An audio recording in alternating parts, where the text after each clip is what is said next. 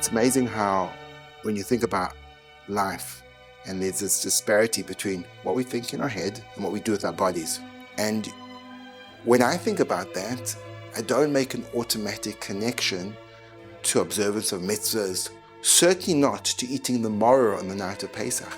But when you look at the cryptic Mishnah that we've encountered, all of a sudden it explodes into an exploration as to what is the determining factor that frames whether you've kept a mitzvah or not. Is it the fact that you performed the action, regardless of what you thought or what you did? You physically did it with your body? Or perhaps performing with your body can be completely and utterly irrelevant. And only when you have the conscious intention to transform that mundane act into something which is a service of the divine, does it actually transform it. And it shows up in our Mishnah because you're doing something which could be a mitzvah or not. You're eating lettuce, and then you're eating lettuce. Eating lettuce is the mitzvah of Maror. It's located on the night of Pesach. What happens when you eat it? In our Mishnah, it says you do it twice. If you've did it once, why are you doing it again? That mystery is solved in the Gemara and the Mishnah we're about to learn.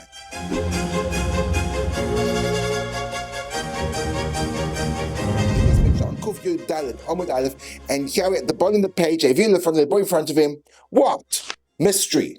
He should dip it in the lettuce. You can't dip in lettuce. You dip with lettuce, not in lettuce. Good? Now, because the Mishnahs are designed in such a way to cause us to question, this is no surprise. Of course it's going to be cryptic because it's designed to promote discussion. So now that we've created this openness, we recognize that words need to be filled in. And amongst the Rishonim that we have seen, the Rashbam and Tosfos, there's two directions you can go in. The Rashbam takes one and Tosfos the other. The direction that the Rashbam takes is that what they brought in front of him, in front of the actual vegetables. They brought in front of vegetables, and that's the first addition he makes. And then in regard to metabel bechazeres, he says not that you dip in the lettuce, but rather you dip the lettuce in something. So he makes two adjustments to the text. He adds in missing words, and he understands the actual way that the grammar was phrased in a new and different fashion.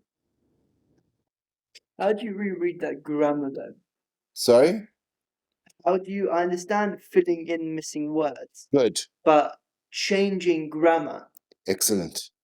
So in other words, your problem is the Rashbam's problem. So we can take a peek at the Rashbam and we'll see what happens. The Rashbam says in the second Rashbam on the Mishnah, right near the bottom of the page, 2 lines from the very wide lines, last word on the line, metabel bechazeres. You find it there? Yeah. Says the Rashbam, Zehu Lashon HaGemara.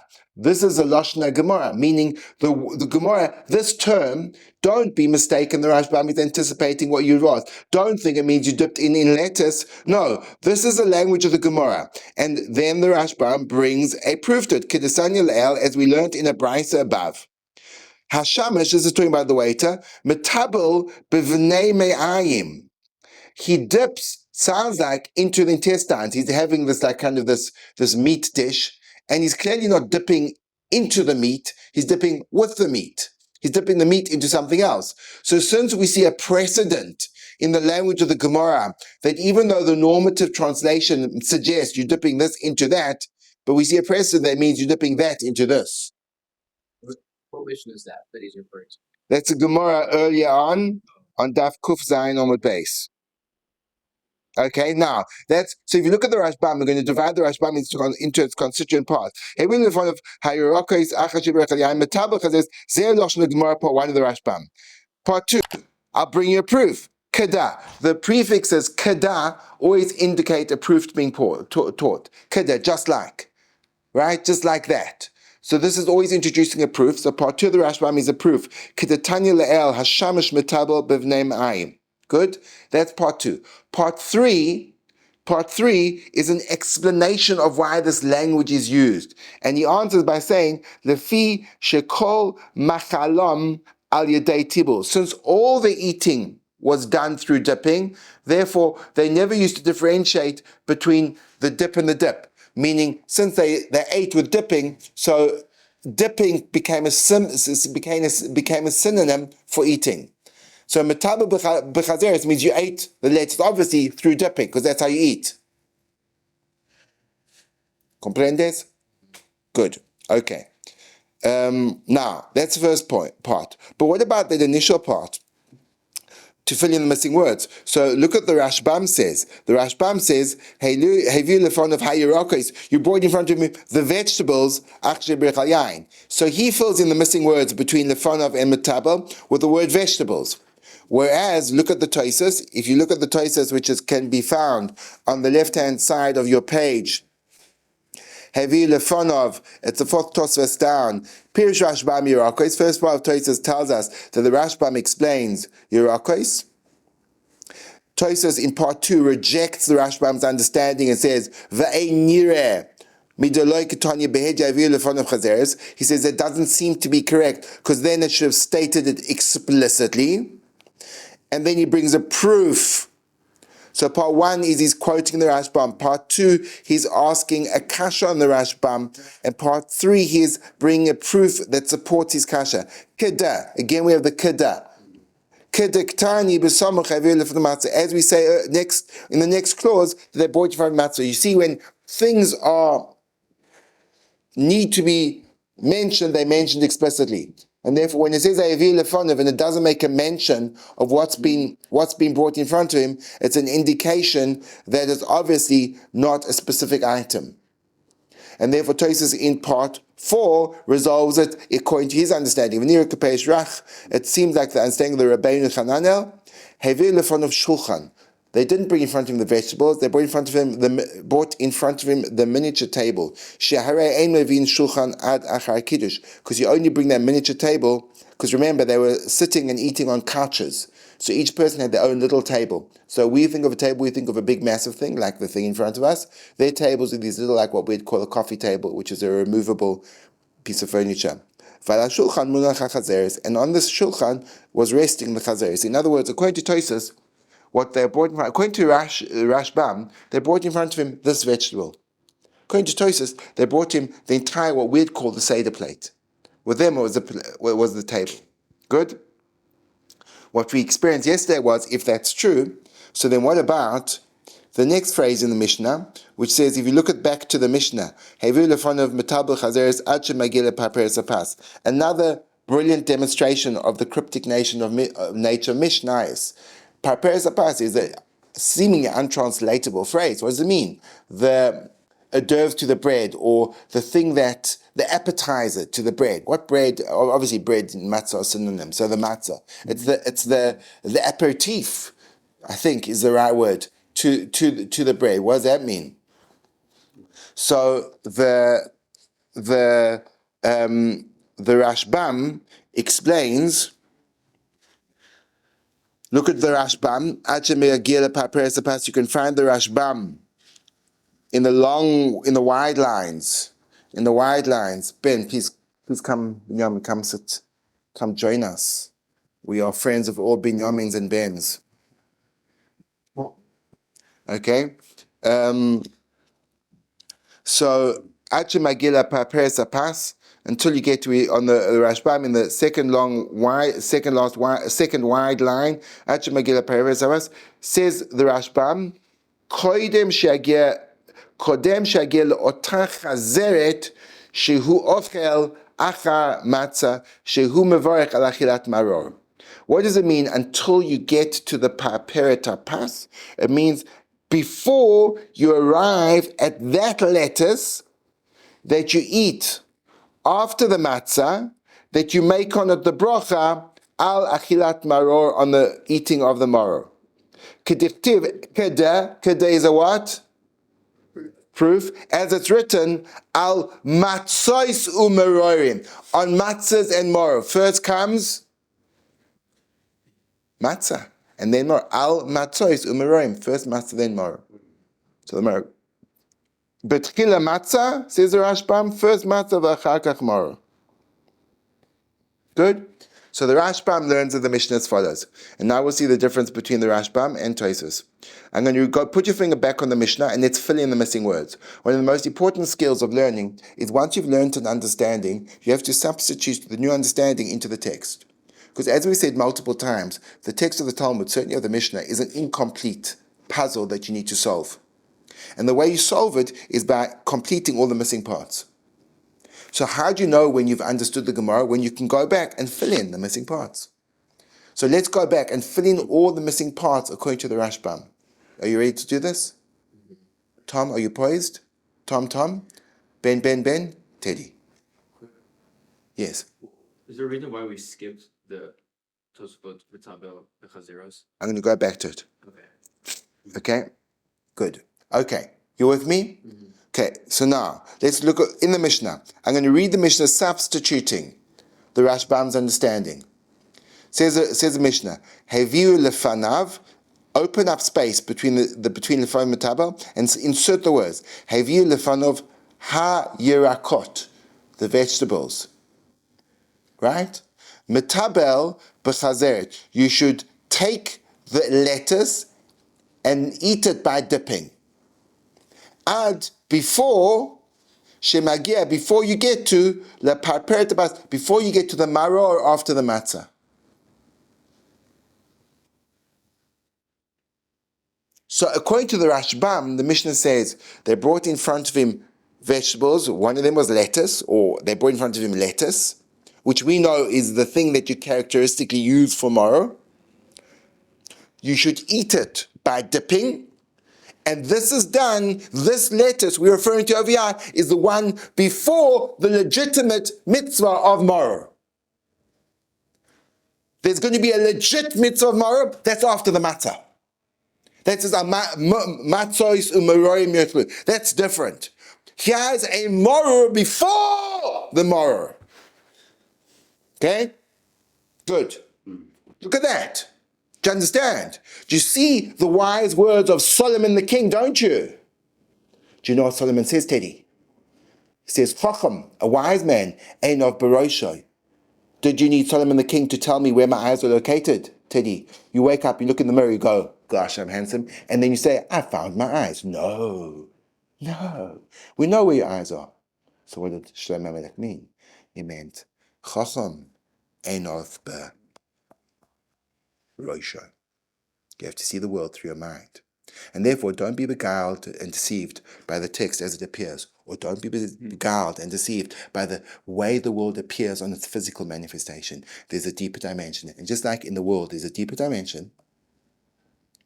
We train ourselves by when we start to recognize that the text is a malleable entity that needs to be understood in the context of good reasoning. And if we need to compromise the words, which means if we need to LOL. Benjamin, do you know what LOL stands for? I do, but I'm sure it's not in this context. What do you think it stands for? Usually means laugh out loud. Right, but we know that LOL stands for logic overrides language. So I was correct. It wasn't in this context. You were absolutely correct, because your logic overrode the language.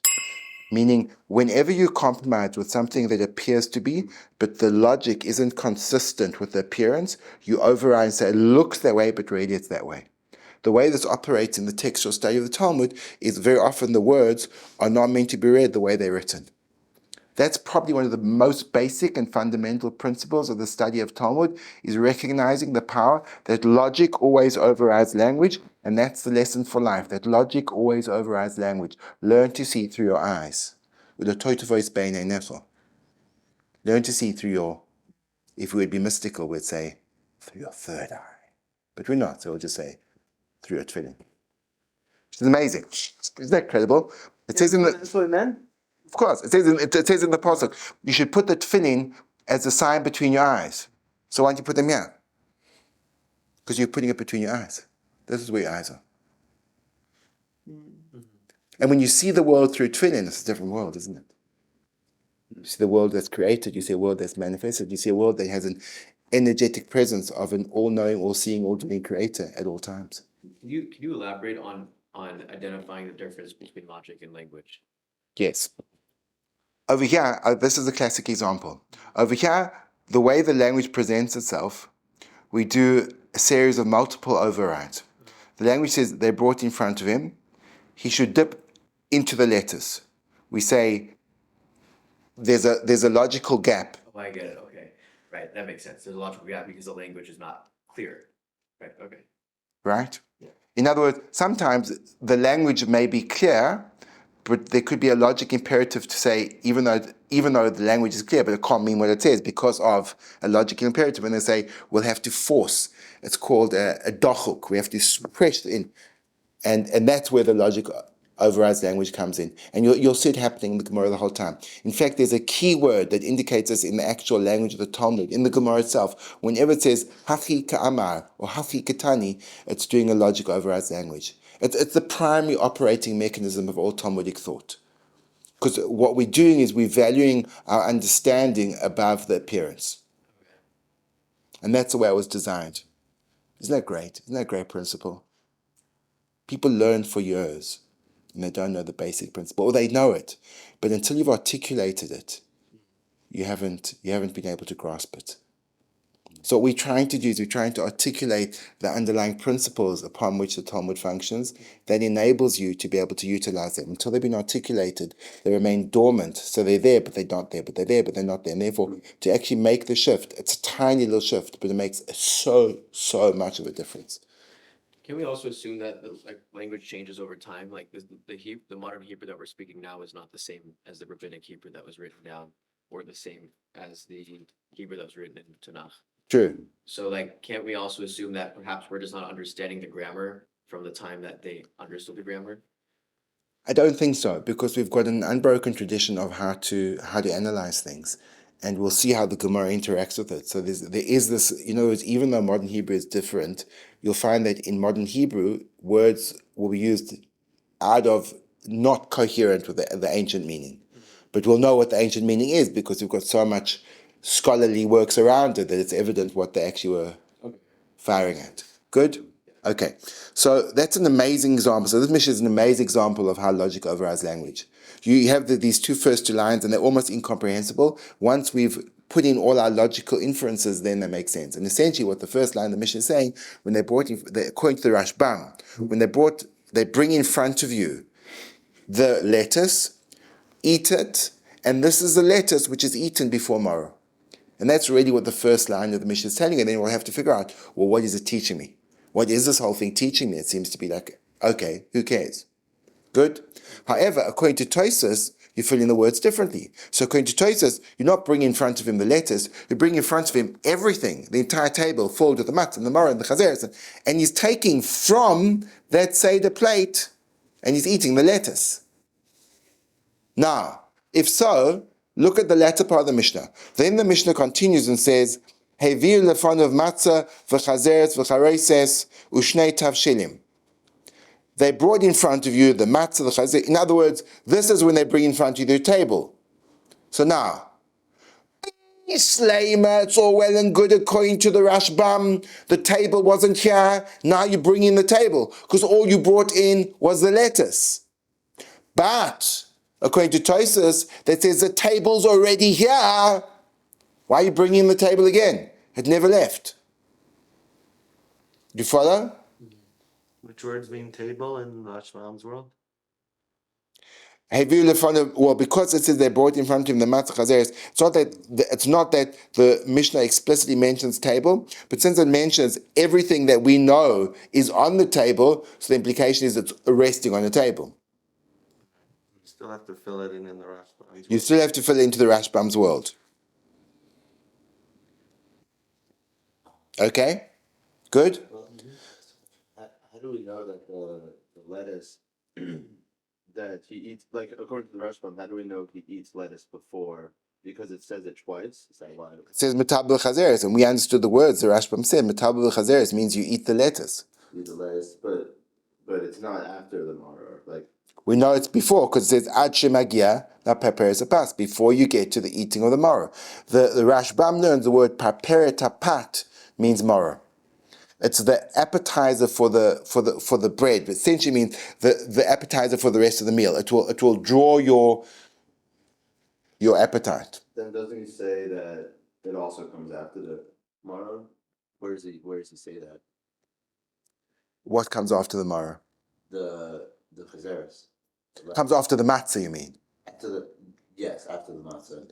The matzah, Between the matzah and the Maror. the first thing they bring in front of you mechazeres, you take and you eat it. And that's eating the lettuce before you get to the Maror, which is after the matzah. That's before. Okay, wait, that's before So you the eat, matzah. in other words, like this. The way the Seder works, you got the glass of wine, you drink the glass of wine. Then they bring in front of you this vegetable, you eat the vegetable. The Rashbam says this vegetable that you're eating is lettuce. Then, and that should be eaten before the lettuce that you're going to eat later on. That lettuce is our classic Maror, and that lettuce comes after the matzah. Where does it say that lettuce is going to be before the lettuce that you eat after? Ad shemagia lepaperes hapat. Ad means kodem. Kodem, before you get to the paperes hapat, is a synonym for maror, because maror is a thing that draws the bread towards the meal. It makes you hungry for the rest of the meal. And what is that? That's a maror after the bread, or when I say bread, I mean matzah. Do you understand, Ben? Doesn't look like you understand. Your body says you don't understand. Your kippah says you don't understand. Your eyes say you don't understand. Everything's saying you don't understand. Because before it gets to the matzah, that's before the Maror, you eat Chazeres. But how do you also know you eat it? Like I just don't see how you eat it twice. Like where in the test does it say that you eat it twice? If it would say in the text, "Metabel b'chazeres ad shemagia le maror," would you be okay? Yeah. Okay. Paperes apas is maror. Done. Do you understand? I think so. Good. I have a similar question along the same lines. Go on. So are we saying that the chazeret, in the first case, or in both cases, I guess, is lettuce, and that piperet apat is also lettuce? Yes. So Exactly what we're saying. such different ways of referring to lettuce in such close proximity. That's a great question. Why would you refer to chazeres as chazeres and then later on as paperes apas? In order to describe the different function of this particular lettuce in the Seder. The first time you use it, it's lettuce. The second time you use it, it's already something else. It's paperes apas. It's the interface between the matzah and the meal. And that tells me that it's the mitzvah or maror that we're going to eat. So we're changing the name based on its function in the context of the Seder. But then why doesn't it even say Maror once? So we have this third. Because the function of maror is lefarper et apat. It's to draw in the bread to the rest of the meal. So it's telling you maror, but it's describing, like sometimes you don't call a person, necessarily there's a person called Tom, or even Ben. And he's a airport he's on the runway. He controls the. You don't say, "Oh, that's Tom." No, he's the airport controller. You call him according to his function. Go into a room. There's a guy called Tom. He's a doctor. You say, "Oh, there's a Tom." No, you say, "There's a doctor." This is a paper at the pat. This is what it's doing. What's the piperet that you're referring to? It's a good question. I've looked it up, and it seems to come from the same word as parpar, which means butterfly. I looked it up and I thought it came from the same word as peripheria, which is like a periphery. You were wrong. Yeah, that's okay. I've also been wrong. So 2016. I guess Yes. well the mitzvah of the Pesach Seder Yes. specifically Yes. is matzah and maror, Yes. and the Yes. Paschal lamb. Yes. So that means that the first section of this Mishnah, Yes.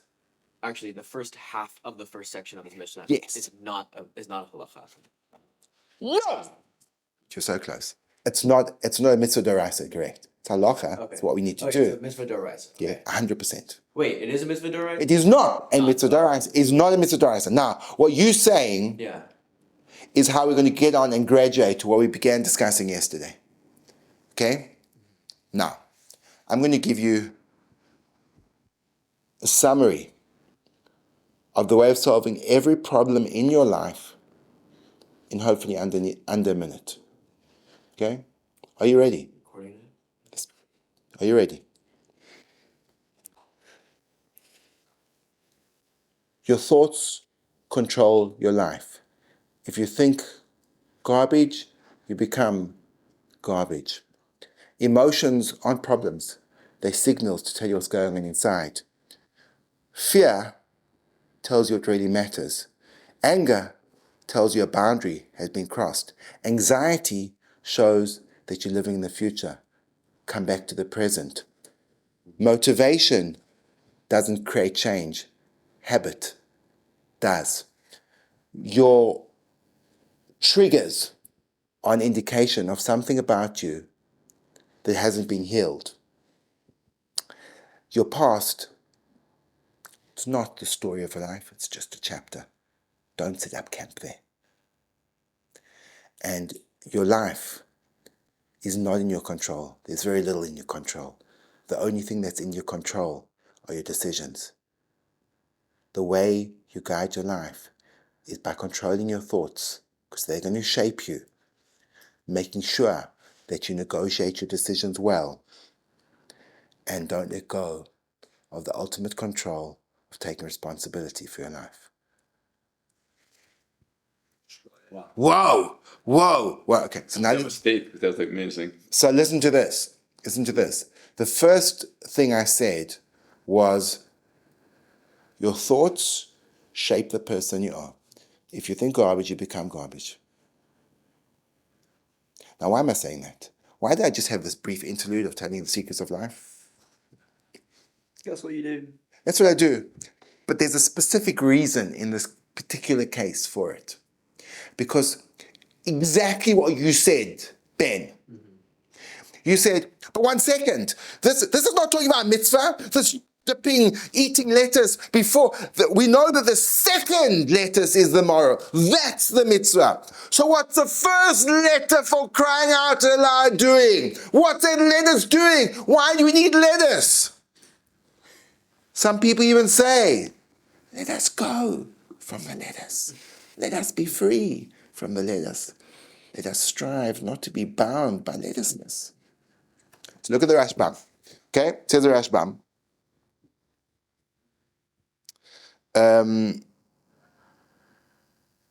Look, so the Rashbam is the very first wide line in the Rashbam, and it's literally 1/3 of the way into that Rashbam. There's a word which says v'hai. V'hai. Are you with me in that word? First wide line. First wide, long wide line of the Rashbam begins with the word b'vnei ma'ayim, going about 6-7 words, and you get to the word v'hai. Good?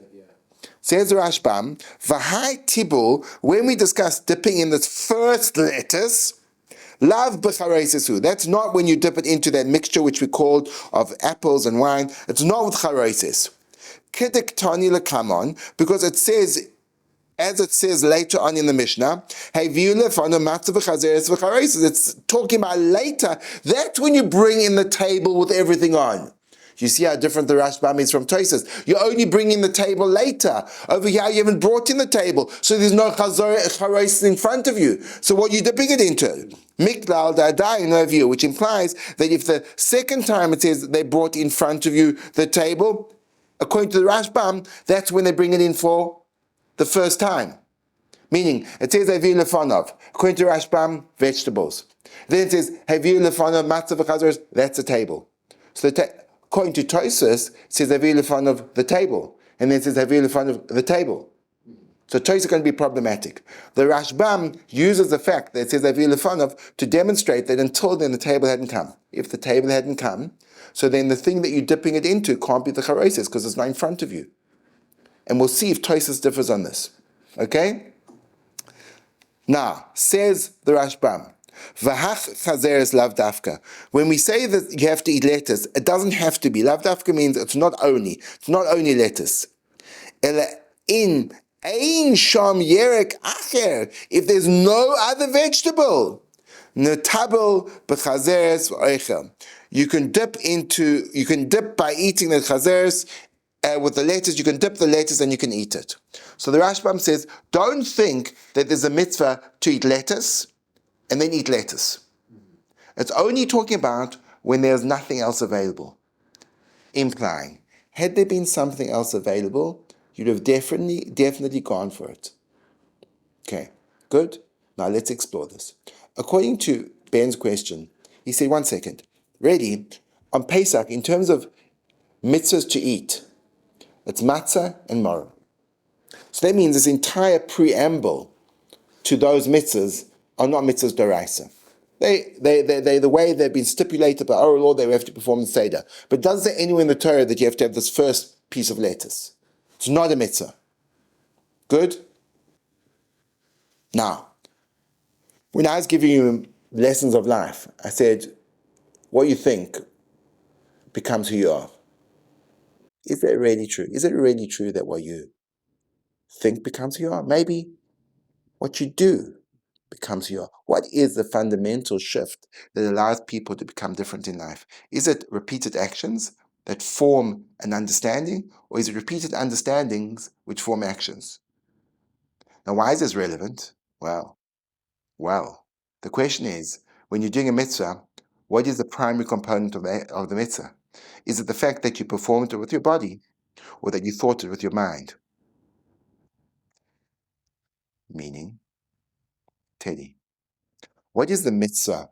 What is the performance? How do you perform the mitzvah of Maror? What are you doing? You take lettuce and you shove it down your throat. Hopefully more elegantly than that, right? So what's the act? The act of is putting lettuce in your mouth, chewing and swallowing it. If the first thing you're eating is lettuce, what did you do? Did that. You did exactly that. So if the mitzvah is to perform an act of putting lettuce in your mouth on the 15th of Nisan, on the night of Pesach, and eating it, you've done the mitzvah. Which means there's no need to do it again. You fulfilled it. Which means, turn over the page, which means, Amar Reish Lakish, Amar Reish Lakish, Amar Reish Lakish, says Reish Lakish, Zois Omeret, Zot Omeret, from the fact that we said you ate the lettuce and then you ate the lettuce, this tells me Mitzvot, Tzrikot, Kavana. Mitzvot, Tzrikot, Kavana. Mitzvahs require Kavana. Meaning, mitzvahs, in order to fulfill them, it's not enough that you perform the action of eating it or putting on the tefillin or do. You have to have the intent. I'm doing this because it's a mitzvah. And if you lack that intent, it's absolutely meaningless. It does nothing. Zero. Seemingly over here, you see that the implication of the Mishnah is teaching me by choosing the vegetable that you ate to be lettuce. Why could I choose lettuce? We eat potatoes, celery, parsley. Why did the Mishnah go out of its way to tell us that it's lettuce? To teach us that it's not the act of eating that performs a mitzvah, it's the intention that you know you're doing it. And that's why you can eat lettuce all night long. And you say to me, well, have you fulfilled the mitzvah of eating maror? You're just eating lettuce. Similarly, let's say it's Pesach night, and you decide you'd like to snack on some matzah. And you eat a whole piece of matzah in the correct prescribed time. Have you fulfilled the mitzvah of eating matzah? No. You're just having a snack on unleavened bread. The way you transform an act into a mitzvah is by intentionally. And we see from this, mitzvot, tzrifot, kavana. Good? Now I'm going to keep, there's a lot of Aramaic words which are about to come after this. Watch this. Amar Reish Lakish, Zois Omeres, mitzvah, tzrifot, kavana. And now he's going to prove to me. Why? Kevan, since, Deloy be'idan chiyuva de Maror hudachil, Kivan, since, Deloy be'idan, it's not at the time, chiyuva de Maror, at the time when you're obligated to eat Maror, hudachil, that's when you're eating it, because you're eating it before the matzah, dasei, But bore priadoma hudachale. All the broth you're making on it is just a bore priadoma. It's like a vegetable, like you're eating a salad. V'dilma lo itzave in the morning, and perhaps your intention is not to fulfill the mitzvah maror. Hiltach, therefore, boy lemahader, you have to go back. In other words, you have to go again. Ulat bule, and to dip the shem maror and to eat the maror for its own sake. Because that if salka, it would arise, daitach, upon your mind. Mitzvah loy boy kavana, but if it would occur to you that mitzvahs do not require intent and the simple performance of the act will do the trick. Lama lak traiti buri, why would you need to eat maror afterwards as well? Why do you need two dippings? Vaha, and behold, tavile chadazimna, you've already dipped once, you've done what you needed to do, you fulfilled the mitzvah. Okay, now this text has to be unpacked. The general point of the text is I'll prove to you from the Mishnah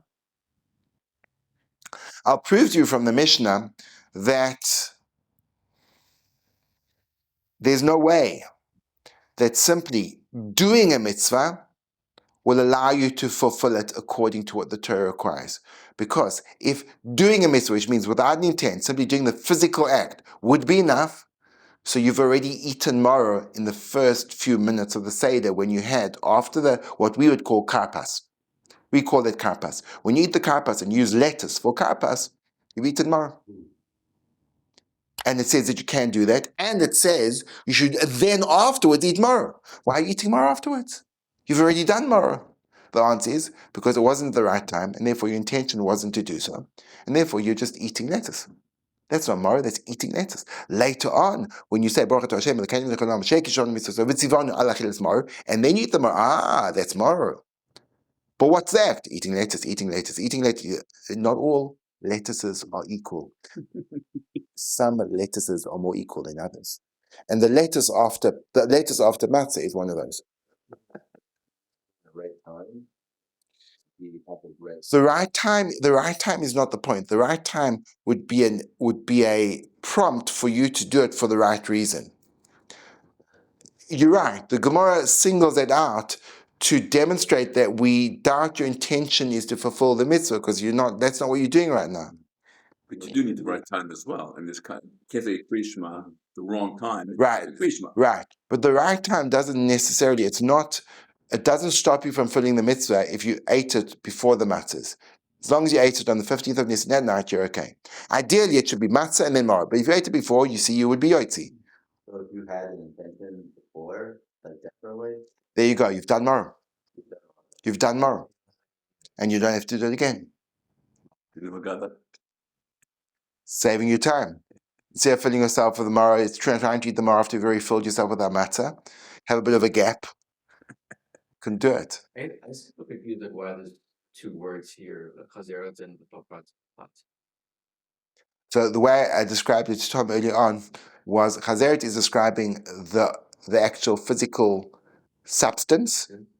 Paperitapat is describing the function of that physical substance. The physical substance is chazeret, it's lettuce.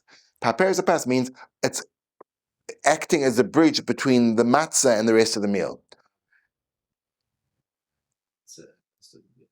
Because the maror comes after the matzah, and it's an appetizer to draw you into the rest of the meal, which is the proper suda that you have after you've finished eating the matzah and the maror.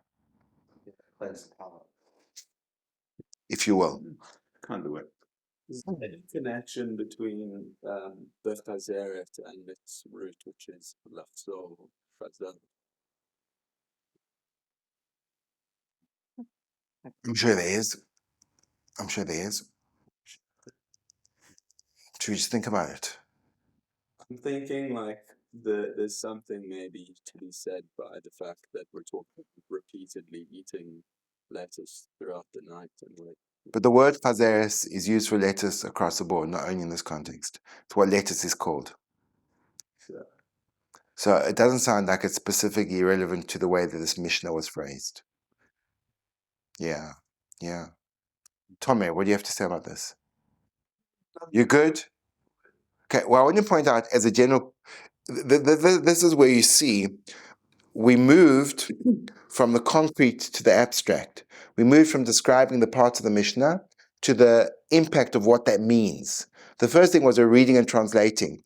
We just said, oh, well, this part of the Mishnah means these things, that you ate the lettuce, and then that's the lettuce you eat before you eat the maror, and we had everything sorted out. And then we say, 1 second, let's take a step back and notice. Because the beginning of all learning, of course, is noticing. Noticing, you have to notice. When you notice, that's when things start to come alive. In life and in learning. So all of a sudden we notice, 1 second, but comes out that you're actually eating the thing that you used to fulfill the mitzvah Maror, you're eating it twice. And we're saying you're still eating it a second time. So the second time, that must be the mitzvah. But you already performed the act of the mitzvah. How can that be? 1 second. Whoa. Saka, the concept. There must be that the simple performance of mitzvahs is not enough. You need intention. Because if it would have been enough, the Mishnah would have stopped there and said, oh, you had chazaros to begin with, it exempts you from eating maror later on. It doesn't say that. You're still obligated. Why are you obligated? You've done it. You haven't done it. Why haven't you done it? Because we know your intention wasn't there. How do we know your intention wasn't there? It was the wrong time. It was the wrong time. That's not what you're doing then. You were doing the karpas. You weren't trying to do the matzah. They weren't trying to do the maror. Okay? Now. So now I brought you all in, and now you realize from this Mishnah we have a proof. And this dispute is a dispute that goes throughout the Torah. It's regarding to any mitzvah. When you perform mitzvah, do you need to have intention or not? Is it the act of the mitzvah or is it the intention behind it? It's a global machlokes throughout Shas. And over here we have a Mishnah which tells me clearly which way it goes. Why is there machlokes? It must be there's another way of learning the Mishnah. Must be. Remember what we've said so many times before, that the way the Torah works is not along a linear track, but multiple lines all happening simultaneously. So over here we see, and watch how this happens, comes along the Gemara and says, and now we're holding in the Gemara 7 lines down from the top. In the middle of that line, it begins the word Tavule Chalazimna, and we're up to the word Mimai. Okay? Mimai. Says the Gemara, Mimai. From where'd you get that? You saying that you can prove unequivocally from our Mishnah that you don't need to have Kavana intent when you perform a mitzvah. It's not the act of the mitzvah, but the intent that makes it happen. And the mitzvahs require the intent. And if you don't have the intent, you haven't done anything. Mimai, who told you? Dilma, perhaps. L'olam, really, mitzvahs ain't strichas Kavana. Really, mitzvahs do not require intent. And that you said, well, if so, trade to bully lamali. So why do you have to do it twice? The answer is kihechi, in order to lahave hekera letinoikis, in order that there should be a sign, an awakening, as a something to prompt tinoikis, the children. So says the Gemara, no, I dispel your reasoning. What was your reasoning? It must be the fact that you eat lettuce and then you eat lettuce. Well, why are you eating it twice? It must be that the first lettuce you ate, you didn't fulfill your mitzvah. So the second one will be a fulfillment of your mitzvah. How come the first one you didn't fulfill your mitzvah? You ate the required amount of the right substance in the right time?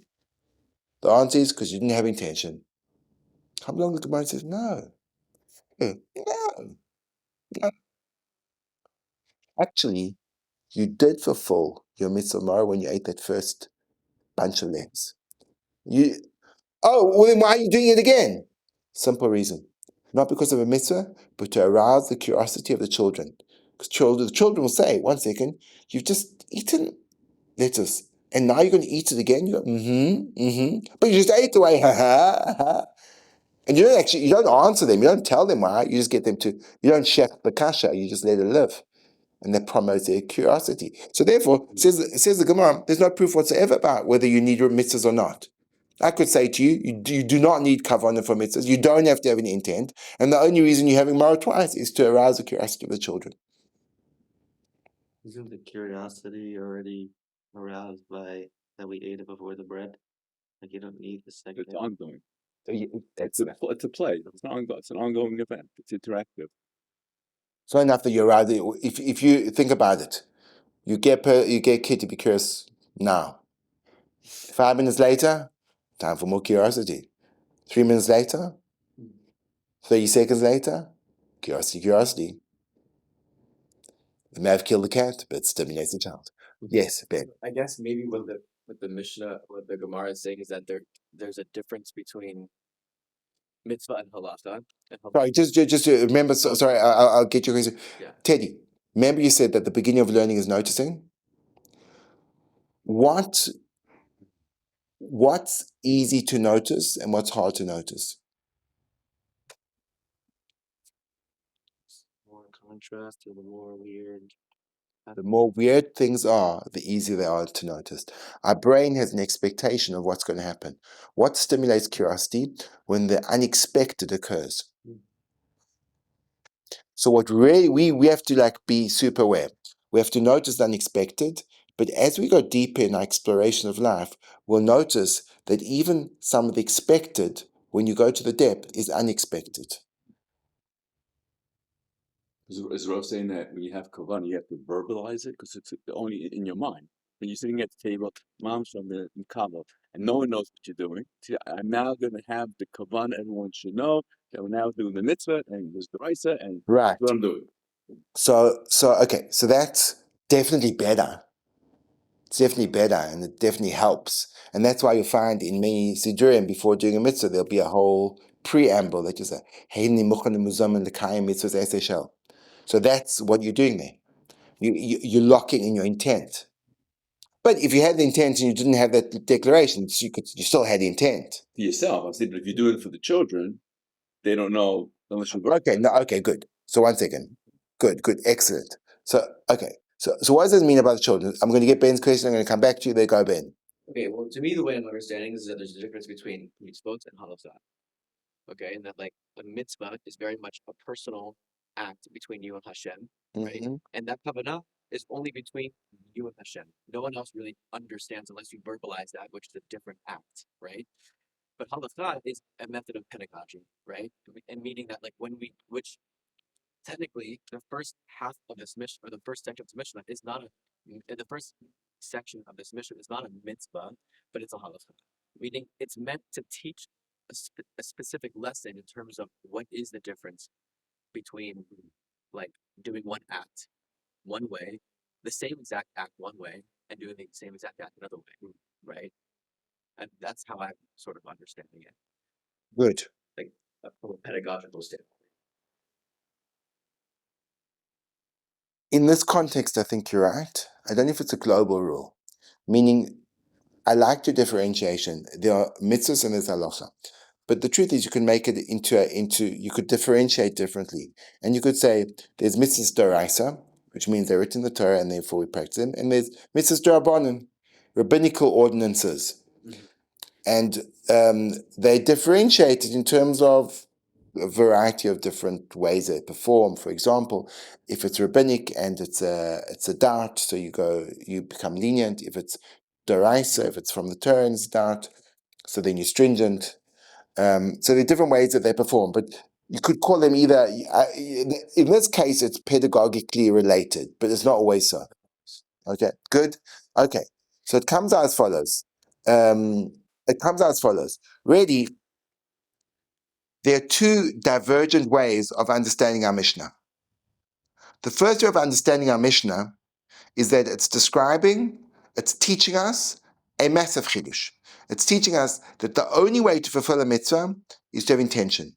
And the way the Tana has chosen to teach that to us is by showing us that when you eat the karpas with lettuce, you still have to eat the lettuce as maror afterwards. Eating the lettuce as karpas doesn't exempt you from eating it as maror. Why not? Because your intention wasn't to use it for maror. And therefore, you see, the intent is a crucial ingredient to fulfill a mitzvah. First way of learning the Mishnah, and therefore Reish Lakish wants to bring a proof from this Mishnah that he's going to resolve the global dispute. Yes, mitzvahs do require kavana. Comes along the Gemara and counters Reish Lakish and says, there's no proof from here. There's no proof from here. Why not? Well, what is your proof? Your proof was, if you've already fulfilled the mitzvah, why are you eating maror again? I have an answer to that question. The answer to that question is, the only reason you're doing it again is to arouse the curiosity of the children. And therefore, your reasoning, Reish Lakish, is not imperative. I can get around it. I can say, really, when you ate the maror for the first time, you don't need to have kavana. You did fulfill the mitzvah. And now you've done maror. So why are you eating it again? To arouse the curiosity of the children. And therefore, from our Mishnah, there's absolutely no proof. There's no proof that you have to have kavana mitzvahs. Now, you may ask me and say, oh, well, if that's true, if all the Tana's intent was to show you that you have to have two dippings, two eatings to arouse the curiosity of the children, why would he choose lettuce? Why wouldn't you choose like a normal vegetable to illustrate that case? Look at the Gemara continues, v'chitema, and if you'll say, that's the second word. The first word on the line is letinokot, and it's about 9 lines down. V'chitema imkain. You with me? Aleph chaf. V'chitema, following me? V'chitema, and if you'll say to me, imkain, if it's true that the only reason you teaching these two eatings is for the children, so then lishma'inan, let the Tana teach us shar yerokos, other vegetables. Why would he focus on lettuce? Answers the Gemara, I ashma'inan, if the Tana would teach shar yerokos, other vegetables, hava amina, I would have thought, heika de'ika shar yerokos, when there are other vegetables, who do bo'inan treiti buli? That's when you require a double eating. Aval chazeres l'chuda, loy boi treiti buli. But if all you have is lettuce, so then you wouldn't have to eat it twice. Kamash Malon comes to teach us our Tana, afilu chazeres bo'inan treiti buli. Even the chazeres requires two dippings kiecha de lahave ba'aker litinoikes, in order that there should be a rousing of curiosity, a sign to arouse the curiosity of the children.